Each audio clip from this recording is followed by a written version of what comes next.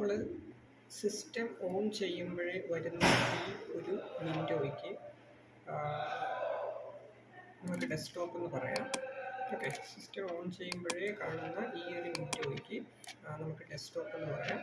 അപ്പോൾ ഈ ഡെസ്ക്ടോപ്പിൽ തന്നെ ഈ താഴത്ത് വരുന്ന പോർഷൻസ്, ഡെസ്ക്ടോപ്പിൽ തന്നെ ഈ താഴത്ത് വരുന്ന ഈ റെക്റ്റാങ്കിളായിട്ട് വരുന്ന ഈ പോർഷൻസിന് നമുക്ക് ടാസ്ക് ബാർ എന്ന് പറയാം.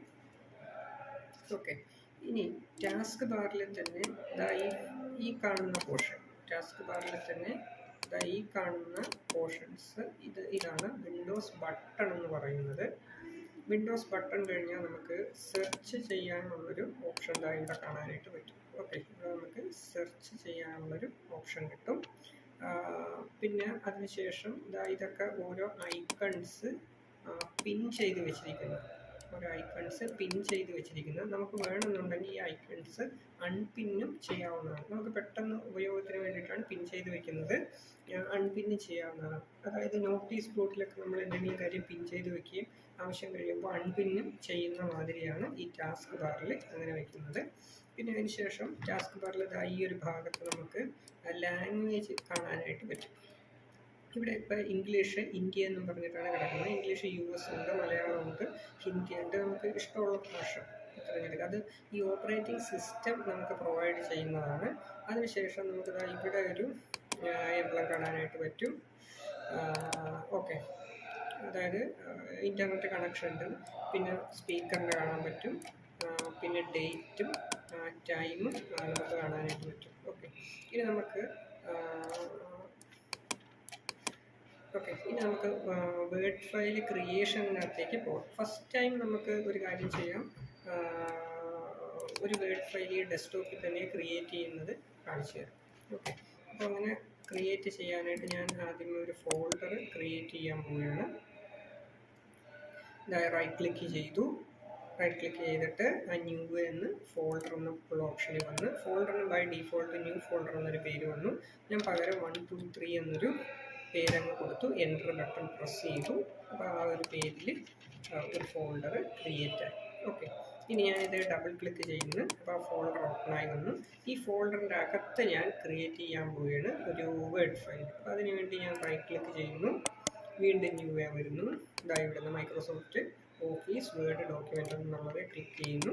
അപ്പോൾ ബൈ ഡീഫോൾട്ട് എനിക്കൊരു പേര് ലഭിക്കുന്നു, new Microsoft office word document. ഇതിന് ഞാനൊരു പേര് കൊടുക്കുകയാണ് 1 2 3 എന്നും പറഞ്ഞ പേര് കൊടുത്ത് എൻ്റർ അടിച്ചു. ഒന്നെങ്കിൽ എൻ്റർ അടിക്കുക, അല്ലെങ്കിൽ മാറ്റി ക്ലിക്ക് ചെയ്താലും മതി, ആ പേര് സേവ് ആകും. അതിനുശേഷം ഞാനിത് ഓപ്പൺ ചെയ്യുകയാണ്.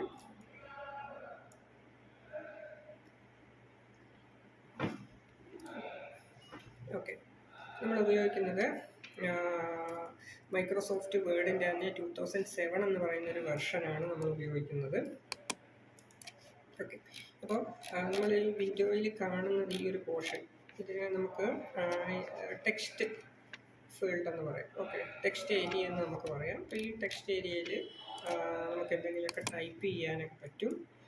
നമുക്ക് ഫസ്റ്റ് കുറച്ച് കാര്യങ്ങൾ നോക്കാം. അതായത് ഞാനൊരു പാരഗ്രാഫ് ടൈപ്പ് ചെയ്യാം.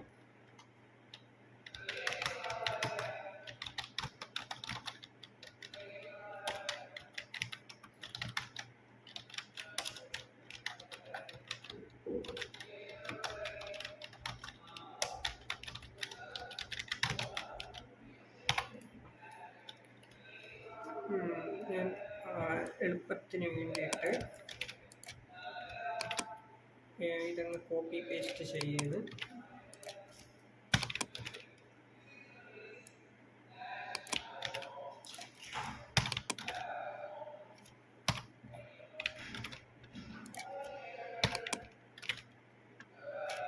ഓക്കെ, ഒരു പാരഗ്രാഫ് നമുക്ക് കിട്ടി.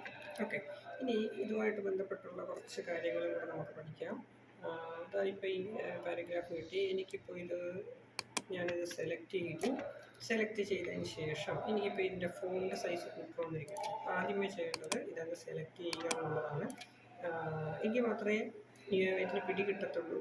ഈ സെലക്ട് ചെയ്ത പോർഷനിലാണ് മാറ്റം വരുത്തേണ്ടത് എന്നുള്ളത്. ഓക്കെ, അതിനുശേഷം ഞാൻ ഇവിടെ വന്നു. ഇവിടെ ഫോണ്ട് സൈസ് എന്ന് പറഞ്ഞിട്ടുണ്ട്. അതിനുശേഷം ഞാൻ ഇവിടെ വന്നിട്ട് ഒരു സൈസ് കൊടുക്കേണ്ടത് 16 എന്ന് പറഞ്ഞിട്ടൊരു സൈസ് കൊടുത്തു. എനിക്കിപ്പോൾ വേണ്ടുന്നത് 15 എന്ന് പറഞ്ഞിട്ടൊരു സൈസാണെന്ന് ഇരിക്കട്ടെ. ഞാൻ വീണ്ടും സെലക്ട് ചെയ്തു. ഇതാ ഇവിടെ വന്നു. അപ്പോൾ 15 കാണാനില്ല. ഇത് നോക്കിയാൽ 14 കഴിഞ്ഞാൽ 16, 18, 20 അങ്ങനെ പോയിരിക്കും. അപ്പോൾ ഞാൻ എന്ത് ചെയ്യും, ഈ സെലക്റ്റഡ് ആയിട്ട് കിടക്കുന്ന പോർഷനിൽ 15 എന്ന് ഞാൻ ടൈപ്പ് ചെയ്ത് കൊടുക്കും. ഇവിടെ എൻ്റർ അടിക്കും. അപ്പോൾ എനിക്ക് 15 എന്ന് പറയുന്ന ആ ഒരു ഫോണ്ട് സൈസിൽ കിട്ടി. ഓക്കെ ആണോ? ഇനി അപ്പോൾ നമ്മൾ ഫോണ്ട് സൈസ് കൊടുക്കാനായിട്ട് പഠിച്ചു. ഇനി ഫോണ്ട് സ്റ്റൈലും കൂടെ നമുക്ക് കൊടുക്കാനായിട്ട് പഠിക്കാം. ഞാൻ സെലക്ട് ചെയ്തു. ഇത് ക്ലിക്ക് ചെയ്തിട്ട് ഇവിടെ വന്ന് ഇവിടെ ടഹോമ എന്ന് പറയുന്ന ഒരു ഫോണ്ട് സൈസ് കൊടുത്തു.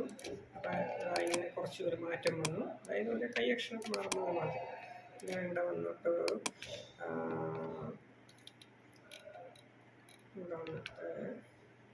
കാലിബ്രി എന്ന് പറയുന്ന ഒരെണ്ണം കൊടുത്തു. അപ്പോൾ ഒരു മാറ്റം വന്നു.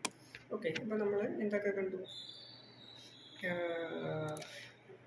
ഈ 2 കാര്യങ്ങൾ കണ്ടു. ഒന്ന് ഫോണ്ട് സൈസ് മാറ്റാനായിട്ട് നമ്മൾ പഠിച്ചു. അതുപോലെ തന്നെ ഫോണ്ട് സ്റ്റൈലും മാറ്റാനായിട്ട് നമ്മൾ പഠിച്ചു. ഈ 2 കാര്യങ്ങൾ നമ്മൾ മനസ്സിലാക്കി.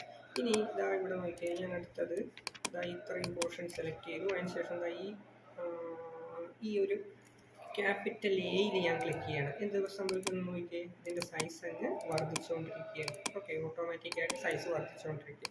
സൈസ് വർദ്ധിക്കുമ്പോൾ നമുക്ക് തൊട്ടിപ്പുറത്തെ പോർഷനിൽ നമുക്ക് കാണാൻ സൈസ് എന്തോരാണെന്നുള്ളത്. ഇനി ഈ തൊട്ടിപ്പുറത്തെ ഈ ചെറിയ എയിൽ ഞാൻ ക്ലിക്ക് ചെയ്യുമ്പോൾ എന്ത് സംഭവിക്കുന്നു നോക്കിയേ, ഇതിൻ്റെ സൈസ് കുറഞ്ഞുകൊണ്ടിരിക്കുക. അപ്പോൾ നമുക്ക് ഇത് ഉപയോഗിക്കാം. ഓക്കെ, ഇനി നമുക്ക് അടുത്തൊരു കാര്യം നോക്കാം. എനിക്കിത് ബോൾഡ് ആക്കണമെന്നിരിക്കട്ടെ. ഞാനിത് സെലക്ട് ചെയ്യുന്നു. അതുപോലെ തന്നെ ഈ വീൽ വന്ന് ക്ലിക്ക് ചെയ്യുന്നു. അപ്പോൾ ഇത് ബോൾഡായി. ഇനി അൺബോൾഡ് ചെയ്യാനായിട്ടും ഞാൻ എന്ത് ചെയ്താൽ മതി, സെലക്ട് ചെയ്തു. ഇവിടെ വന്ന് ക്ലിക്ക് ചെയ്യുന്നു, അൺബോൾഡായി. ഇനി നമുക്ക് ഇതിൻ്റെ ഷോർട്ട് കട്ട് കീ കൂടെ ഒന്ന് മനസ്സിലാക്കാം. ഷോർട്ട് കട്ട് കീ ഇതാണ്. സെലക്ട് ചെയ്യുക, Ctrl+B പ്രസ് ചെയ്യുക. അപ്പോൾ എന്തായി, ബോൾഡായി. എനിക്കിന്ന് അൺബോൾഡ് ചെയ്യണം. സെലക്ട് ചെയ്യുക, Ctrl+B വീണ്ടും അടിക്കുക. അപ്പോൾ എന്തായി, അൺബോൾഡായി.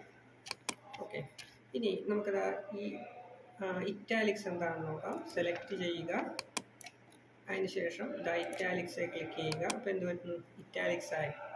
റൈറ്റ് സൈഡിലേക്ക് ഫോണ്ട് സ്റ്റൈലിനൊരു ചരിവ് വന്നു, ഇറ്റാലിക്സ് ആയി. വീണ്ടും ഞാൻ എന്ത് ചെയ്യുന്നു, സെലക്ട് ചെയ്യുന്നു, ഇറ്റാലിക്സിലൊന്ന് ക്ലിക്ക് ചെയ്യുന്നു. അപ്പോൾ ഇറ്റാലിക്സ് എന്നുള്ളത് മാറി. ഓക്കെ, അതാണ് ഇറ്റാലിക്സുമായിട്ട് ബന്ധപ്പെട്ട് പറയാനുള്ളത്. ഇനി യു എന്താണെന്ന് നോക്കാം. ഞാൻ സെലക്ട് ചെയ്യുന്നു, ഇതേ ക്ലിക്ക് ചെയ്യുന്നു. അപ്പോൾ എനിക്ക് അണ്ടർലൈൻ കിട്ടും. അതിന് വേണ്ടിയിട്ടാണ് യു ഉള്ളത്. ഇനി അണ്ടർലൈൻ മാറ്റാൻ എന്ത് ചെയ്യണം, സെലക്ട് ചെയ്യുക, വീണ്ടും ആ യുവിൽ നിന്ന് ക്ലിക്ക് ചെയ്യുക. അപ്പോൾ അണ്ടർലൈൻ മാറി. ഓക്കെ ആണ്. ഇനി അതിൻ്റെ ഷോർട്ട് കട്ട് കീയും കൂടെ നമുക്ക് നോക്കാം. Ctrl+Bയുടെ ഷോർട്ട് കട്ട് കീ നമ്മൾ നോക്കിയായിരുന്നു. ബോൾഡിൻ്റെ ഷോർട്ട് കട്ട് കീ നമ്മൾ നോക്കിയായിരുന്നു. Ctrl+B. അൺബോൾഡ് ചെയ്യാനും Ctrl+B തന്നെ. ഇനി ഇറ്റാലിക്സിൻ്റെ നമുക്ക് നോക്കാം. അത് Ctrl+I ആണ് ഇറ്റാലിക്സിന് വേണ്ടിയിട്ട്. ഇനി ഇറ്റാലിക്സ് അപ്ലൈ ചെയ്തതിന് ശേഷം അത് മാറ്റുന്നതിന് വേണ്ടി എന്ത് ചെയ്താൽ മതി, വീണ്ടും Ctrl+I പ്രസ് ചെയ്താൽ മതി, ഇറ്റാലിക്സ് മാറി. ഇനി എനിക്ക് ഈ അണ്ടർലൈൻ കൊടുക്കണമെന്നുണ്ടെങ്കിലും അതിൻ്റെ ഷോർട്ട് കട്ട് കീ എന്താണ്, Ctrl+U ആണ്. അപ്പോൾ അണ്ടർലൈൻ വന്നു.